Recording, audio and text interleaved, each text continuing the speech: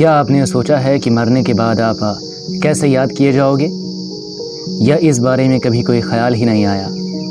अगर नहीं सोचा तो अब सोच लो।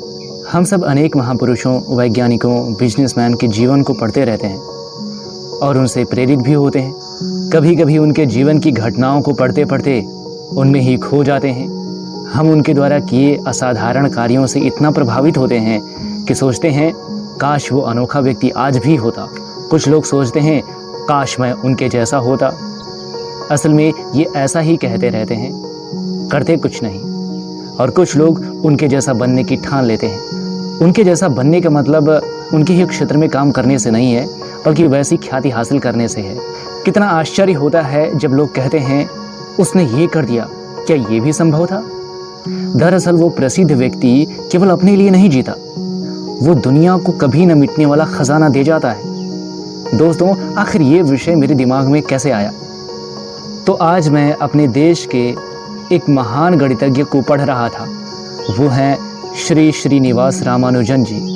लोग नाम कमाने में अपनी ज़िंदगी के 50 साल लगा देते हैं, पर रामानुजन जी ने तो 32 साल की उम्र तक गणित के क्षेत्र में विश्व भर में अपना परचम लहरा दिया और महान भारतीय गणितज्ञ के रूप में भारत का नाम भी रोशन किया। उनकी उम्र तक तो कुछ लोग अपने कैरियर की शुरुआत ही कर पाते हैं।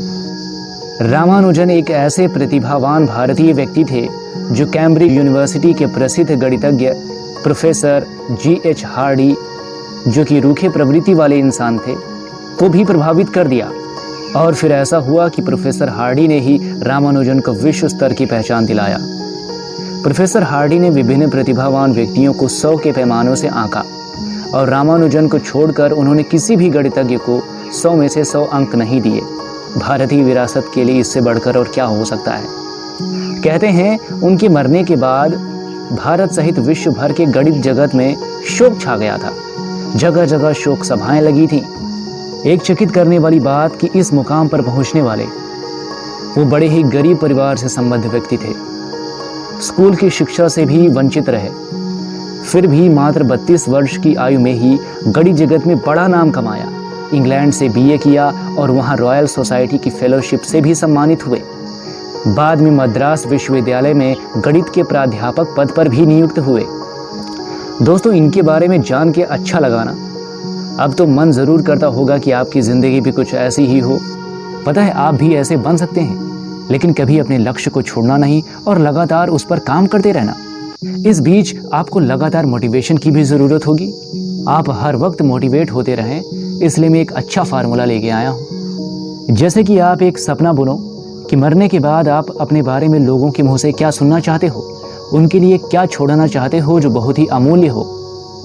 आप उसे एक चार्ट पर नोट कर लें और हर दिन उसे पढ़ें।